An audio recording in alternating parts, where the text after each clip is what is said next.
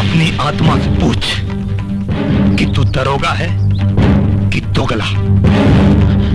वर्दी तो वतन की शान होती है, जो दिल में ईमान रखने वालों के बदन पे शोभा देती है, तेरे जैसे बेईमान के नहीं। दोस्तों, बिहार पूर्वी चंपारण के चकिया थाने के अंतर्गत एक गुंडा एक बिजनेसमैन की बेटी को किडनैप कर लेता है। उसे फिरौती में 10 लाख रुपया मांगता है। वो बिजनेसमैन 10 लाख रुपये लेकर चकिया थाना पहुंचता है और दरोगा जी को बोलता है कि मैं कोई रिस्क नहीं लेना चाहता, मुझे मेरी बेटी सलामत चाहिए, ये लीजिए 10 लाख रुपया। और दोस्तों, दरोगा जी थे जीवन राम, एक नंबर फट्टू इंसान। सरकारी काम से उन्हें कोई लेना देना नहीं था, बस उनका मुख्य काम था पान चबाना और फालतू में मटर गश्ती करना। दरोगा जीवन राम वहाँ पहुँच जाते हैं और किडनैपर से बात करते हैं और चारों तरफ से पुलिस से घिरा हुआ देखकर किडनैपर डर जाता है और दरोगा जीवन राम को फ़ोन करके बोलता है 10 लाख रुपये के साथ साथ मुझे यहाँ से निकलने के लिए जगह भी चाहिए, नहीं तो तुम लोग मुझे मार दोगे। तभी वहाँ एक मोटरसाइकिल आती है, उससे एक जांबाज ऑफिसर उतरता है जो कि इंस्पेक्टर रैंक का था और जीवन राम से पूछता है क्या हो रहा है। जीवन राम बताता है सर, इस किडनैपर ने लड़की को किडनैप किया है और 10 लाख रुपये मांगा है और हम लोग 10 लाख रुपये लेके आ गए हैं। वो जांबाज इंस्पेक्टर बोलता है ठीक है, पैसे मुझे दो, मैं जाता हूँ किडनैपर से बात करने। और दरोगा जीवन राम से पूछता है तुम लोगों में से सबसे अच्छा निशाना किसका है। जीवन राम एक सिपाही की तरफ इशारा कर देता है। अब बोला सर, इससे निशानेबाजी में अवार्ड मिला था। वो इंस्पेक्टर उस सिपाही को बुलाता है, अब बोलता है तुम मेरा निशाना लगा कर रखना, जैसे ही मैं हाथ ऊपर करूँगा गोली फायर कर देना, बिल्कुल निशाना चुकना नहीं चाहिए। और दोस्तों, वो 10 लाख रुपये लेकर उस किडनैपर के पास जाता है। अब बोलता है लड़की को छोड़ दो। किडनैपर बोलता है लड़की को तो छोड़ दूंगा, लेकिन मुझे निकलने का रास्ता चाहिए। वो जांबाज इंस्पेक्टर बोलता है तुम मुझे अपने गन पॉइंट पर ले लो और मुझे कवर करके यहाँ से निकल जाओ। दोस्तों, किडनैपर उस इंस्पेक्टर की बात में आ जाता है, लड़की को छोड़ देता है और अपने पिस्टल से उस इंस्पेक्टर को कवर कर लेता है। तभी इंस्पेक्टर अपना हाथ ऊपर करता है और इधर वो सिपाही जो कि शार्प शूटर था गोली फायर करता है और इंस्पेक्टर उसी क्षण नीचे बैठ जाता है और गोली सीधा किडनैपर के सिर में लगती है, उसे खोपड़ी में सुराख करते हुए बाहर निकल जाती है और किडनैपर वहीं मर जाता है और वो इंस्पेक्टर वो 10 लाख रुपये लेकर वहाँ से फरार हो जाता है। दोस्तों, वो इंस्पेक्टर नहीं था, वो नकली इंस्पेक्टर था। जैसे ही इस बात की खबर दरोगा जीवन राम को लगती है, पहले तो वो हड़बड़ाता है, फिर वो समझ जाता है। अब बोलता है अच्छा हुआ, किडनैपर भी मारा गया, लड़की भी सलामत बच गई, अब मेरा प्रमोशन पक्का। और दोस्तों, एसपी उसकी खूब तारीफ करते हैं और उसे प्रमोट करके इंस्पेक्टर बना देते हैं और जीवन राम की गिनती एक बहादुर इंस्पेक्टर में आने लगती है, जांबाज इंस्पेक्टर में आने लगती है। तभी दोस्तों, बिहार में चुनावी माहौल चल रहा था और पूर्वी चंपारण का संग्रामपुर काफ़ी दहल रहा था, क्योंकि वहाँ का गुंडा माफिया था सरजू यादव और वहाँ का एक लोकल विधायक था मुन्ना पांडे, जो कि सरजू यादव की ही भाषा बोला करता था। अब दोस्तों, एक नज़र अब इस कहानी के पात्र को समझ लीजिए ताकि कहानी समझने में आसानी होगी। वहाँ का विधायक जिसका नाम था मुन्ना पांडे, अव्वल दर्जे का फट्टू डरपोक, और सरजू यादव जो कि वहाँ गुंडा था उसके हाँ में हाँ मिलाने वाला, वो जो बोल दे वही कानून।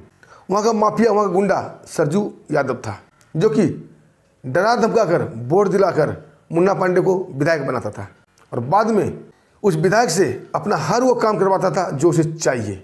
एसपी साहब, उनका नाम था सूर्यकांत पाठक, अव्वल दर्जे के ईमानदार ऑफिसर थे। इंस्पेक्टर जीवन राम से तो आप मिल ही चुके हैं। और एक था पूरन यादव, जो कि वो गुंडा माफिया सरजू यादव का दाहिना हाथ था। और नकली इंस्पेक्टर राम लखन पांडे, जिसका कारनामा आपने सुन ही लिया। दोस्तों, आगे में कई ट्विस्ट आएंगे कहानी में और ये नकली इंस्पेक्टर आखिरकार असली इंस्पेक्टर बन जाता है। दोस्तों, चकिया थाना के अंतर्गत जो कांड हुआ, जीवन राम को इंस्पेक्टर बना दिया गया। अब पूर्वी चंपारण का संग्रामपुर दहल रहा था और एसपी साहब इंस्पेक्टर जीवन राम को बुलाते हैं।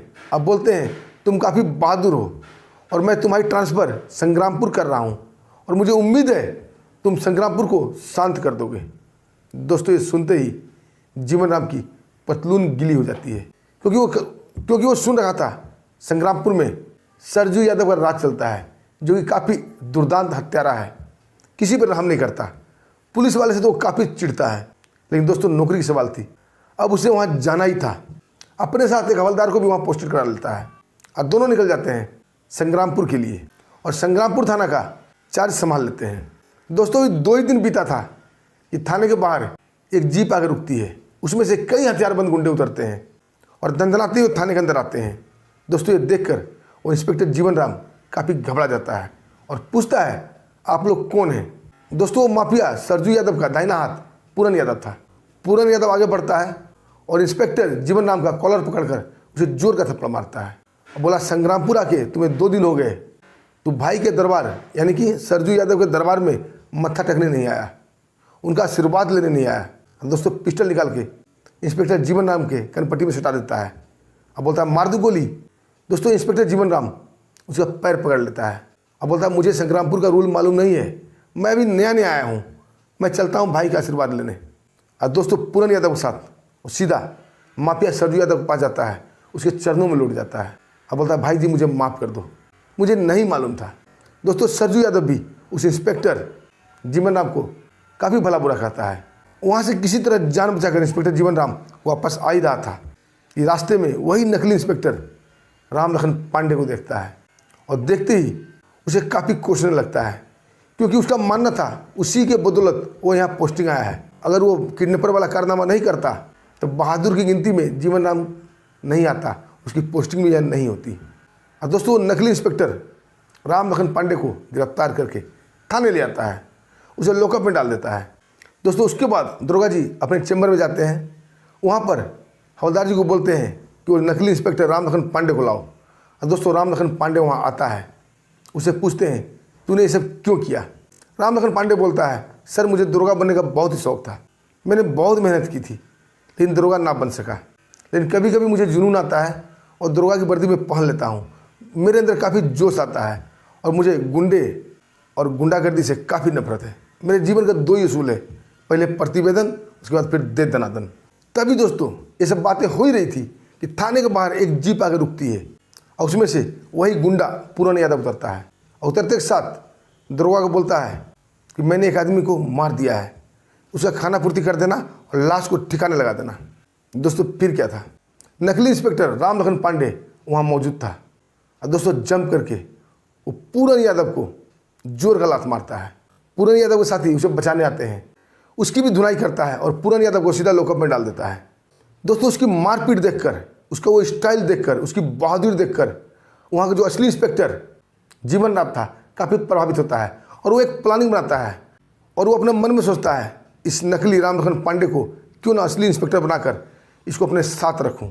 कोई भी खतरा आएगा तो इसके ऊपर आएगा, मैं सेफ रहूँगा और मेरा काफ़ी नाम भी होगा और बहादुर के चर्चे भी होंगे। और दोस्तों वो ठीक वैसा ही करता है और राम लखन पांडे को बोलता है कि मैं तुम्हें आज से दरोगा बनाता हूँ। दोस्तों राम लखन पांडे को क्या चाहिए, काफ़ी खुश हो जाता है, उसकी वर्दी सिला दी जाती है। अब वो थाने में बैठने लगा था। राम लखन पांडे को देखकर सभी पुलिस वाले में काफ़ी जोश आता है। तभी दोस्तों वो नेताजी मुन्ना पांडे सरजू यादव के राइट हैंड पूरन यादव को छुड़ाने के लिए आ धमकते हैं और दरोगा जीवन राम का कॉलर पकड़ते हुए बोलते हैं, अरे जीवन, तुमको समझ में नहीं आया कि भाई जी ने तुम्हें क्या बोला था? फिर तुम बहादुरी दिखाने लगा और भैया के दाहिने हाथ को तूने बंद कर दिया है, अभी फटाफट इसे छोड़ दो, नहीं तो अच्छा नहीं होगा। लेकिन दोस्तों अब वो पासा पलट चुका था। अब वह इंस्पेक्टर राम लखन पांडे था और राम लखन पांडे बोलता है, नेताजी आप यहाँ से चले जाइए, आप गणमान्य आदमी हैं, आप यहाँ के विधायक हैं, आपको किसी गुंडा की पैरवी शोभा नहीं देता। तभी वो नेता करते हुए बोलता है, अरे बुड़बक चुप, हम तुमसे बात नहीं कर रहे हैं, पहले इसे छोड़ो। तभी इंस्पेक्टर राम लखन पांडे बोलता है कि मेरा ज़िंदगी के 2 ही उसूल है, पहले निवेदन फिर दे दनादन।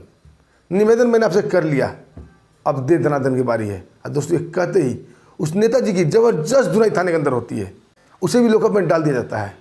नेताजी अब अपने रहम की भीख मांग रहे थे, अब बोलते हमें रहम कर दो, मेरे ऊपर माफ़ कर दो, अब मैं कभी गुंडे का पैरवी नहीं करूँगा। दोस्तों विधायक जी को छोड़ दिया जाता है। विधायक जी भागते हो जाता है और सरजू यादव को सारी कहानी बताता है। इधर दोस्तों इंस्पेक्टर राम लखन पांडे कहीं गए हुए थे, तभी सरजू यादव अपने गुंडे के साथ थाने में आ धमकता है। दोस्तों उसको देखते ही पुलिस वाले की घिघी बन जाती है कि अब क्या होगा, क्योंकि सामने फंस जाता है जीवन राम, जो कि वहाँ का असली इंस्पेक्टर था। लेकिन सरजू यादव को देखते ही उसके प्राण हलक में आ जाते हैं और सरजू यादव आके थानेदार की कुर्सी पर बैठता है और सभी पुलिस वाले को बोलता है, लाइन में खड़े हो जाओ, नहीं तो गोली मार दूंगा। दोस्तों सभी पुलिस वाले लाइन में खड़े हो जाते हैं। सरजू यादव बोलता है, तुम लोगों को काफ़ी चर्बी चढ़ गई है, तुम लोग पानी में रहकर मगर से दोस्ती करने के बदले दुश्मनी कर रहे हो, तुम्हारे लिए काफ़ी महंगा पड़ेगा। और बोलता है, दिल तो कर रहा है सभी पुलिस वाले को शूट कर दूं, लेकिन तुम लोग कानून के आदमी हो, इसलिए जिंदा छोड़ रहा हूँ, लेकिन सज़ा मिलेगा और ज़रूर मिलेगा।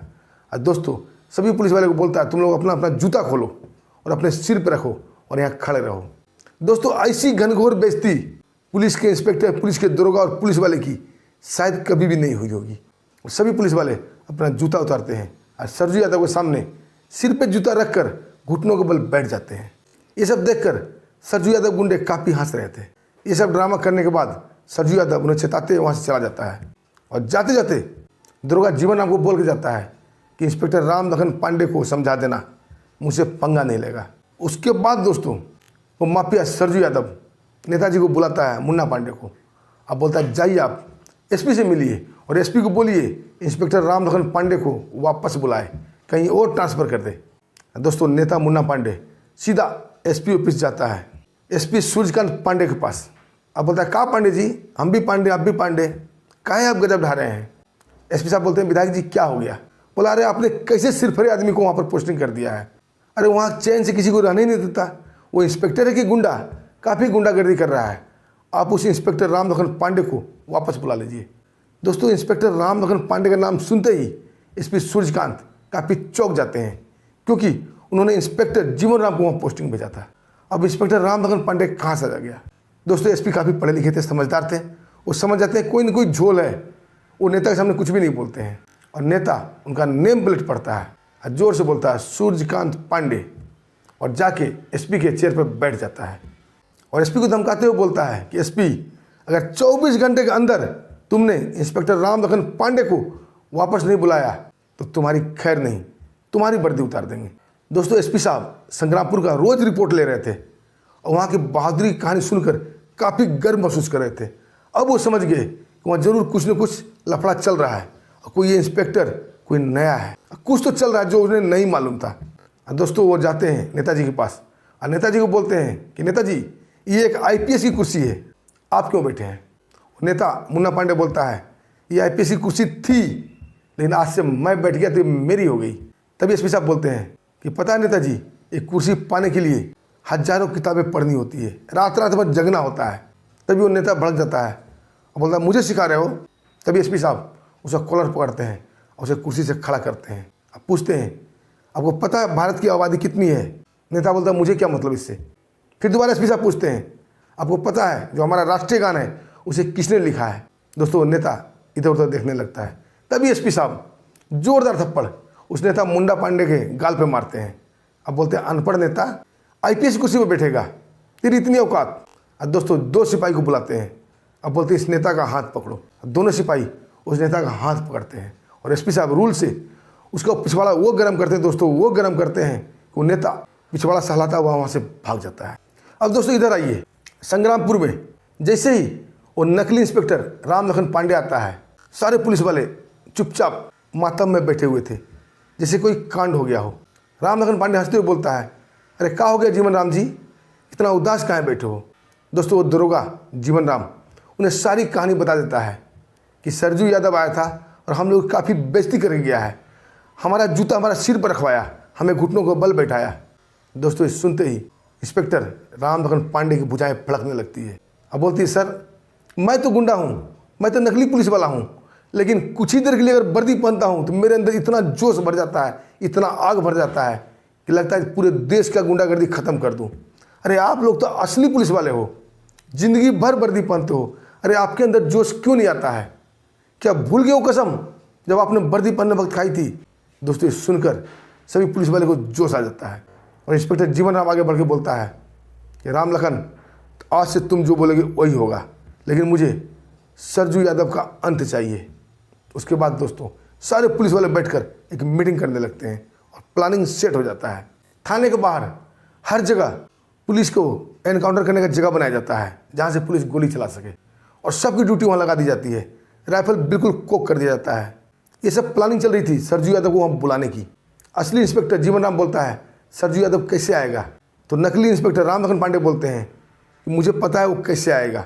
और दोस्तों दोबारा से पूरन यादव जो कि उसका राइट हैंड था, जो प्रचार प्रसार में लगा हुआ था, उसको मारते हुए घसीटते हुए थाने लाता है।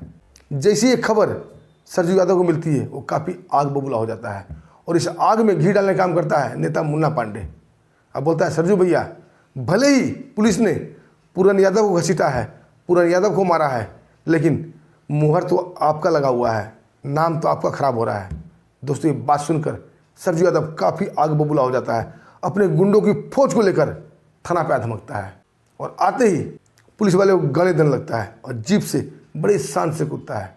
तभी दोस्तों नकली इंस्पेक्टर राम लखन पांडे सामने आते हैं और जोर से बोलते हैं फायर। दोस्तों पुलिस वाले चारों तरफ मोर्चा संभाले हुए थे। इस बात की भनक सरजू यादव को नहीं थी, वो तो बस सिर्फ थाना को ही देख रहा था। दोस्तों चारों तरफ से गोलियों की बाढ़ आती है, अंधाधुंध फायर होता है, दिन में ही धुआं धुआं हो जाता है और जब धुआं छटता है तो वहाँ कोई जिंदा नहीं बचा हुआ था। सारे गुंडे मारे गए थे, सिर्फ जिंदा था सरजू यादव। उसके बाद राम लखन पांडे सरजू यादव के गले में अपना बेल्ट लगाते हैं, उसे घसीटते हुए थाने के अंदर लाते हैं और जीवन राम से बोलते हैं कि आप सब पुलिस वाले अपना भड़ास निकाल लीजिए। दोस्तों फिर क्या था, सारे पुलिस वाले उसके ऊपर टूट पड़ते हैं अपने अपने बेल्ट से। दोस्तों थाना परिसर में उसे कुत्ते की तरह दौड़ा दौड़ा कर मारा जाता है, इतना मारा जाता है कि पस्त होकर सरजू यादव गिर जाता है। नकली इंस्पेक्टर राम लखन पांडे बोलते हैं इसे छोड़ना नहीं है, ये वो सांप है जब फिर से फुफकारेगा, इसे तब तक मारो जब तक मर नहीं जाता है। दोस्तों यही होता है, उसे तब तक मारा जाता है जब तक उसके प्राण पखेरु नहीं उड़ जाते हैं। दोस्तों उसके मरते ही संग्रामपुर में काफ़ी खुशी की लहर दौड़ जाती है। आम पब्लिक जिसने भी सुना वही थाना की तरफ दौड़ा चलाया और ये बात उड़ते उड़ते एसपी सूर्यकांत तक पहुंचती है। दोस्तों वो भी दल बल के साथ वहाँ पहुँच जाते हैं और वहाँ इंस्पेक्टर राम लखन पांडे को देखते ही चौंक जाते हैं, बोलते तुम कौन हो। तभी दोस्तों अंदर से इंस्पेक्टर जीवन राम निकलता है जो कि असली था और जोरदार सैल्यूट मारता है। एसपी साहब उन दोनों को देखकर काफ़ी कंफ्यूज हो जाते हैं, बोलते ये इंस्पेक्टर कौन है, इसे तो मैंने नहीं भेजा है। तभी नकली इंस्पेक्टर राम लखन पांडे एसपी साहब के पैरों में गिर जाता है, बोला सर मैं नकली इंस्पेक्टर हूँ, लेकिन मेरे अंदर भी जज्बा था दरोगा बनने का, इंस्पेक्टर बनने का। मैंने भी एग्जाम दिया था लेकिन मैं पास नहीं हो पाया। उसके बाद जीवन राम उस राम लखन पांडे की सारी कहानी एसपी साहब को बताते हैं। दोस्तों ये सुनकर एसपी साहब मंद मंद मुस्कान लगते हैं। अब बोलते तब तो कहूँ कि वो नेता मुन्ना पांडे इतना डरा हुआ क्यों था, ये सब राम लखन का कृपा था। और दोस्तों उसका कॉपी फिर से निकलवाया जाता है। उसके लिए एसपी साहब सिफारिश करते हैं और ऑफिसर की सिफारिश जाती है और नकली इंस्पेक्टर राम लखन पांडे को असली इंस्पेक्टर राम लखन पांडे बना दिया जाता है। उसके बाद दोस्तों फिर से शुरू होता है कानून का नया खेल, जो आपको अगले वीडियो में बताएंगे। दोस्तों ये कहानी कैसी लगी आपको, वीडियो पसंद आए तो वीडियो को लाइक कीजिएगा, चैनल को सब्सक्राइब भी कीजिएगा। दोस्तों अब हमें आगे दीजिए, फिर मिलते हैं एक शानदार सच्ची कहानी के साथ। तब तक के लिए नमस्कार, जय हिंद, जय भारत।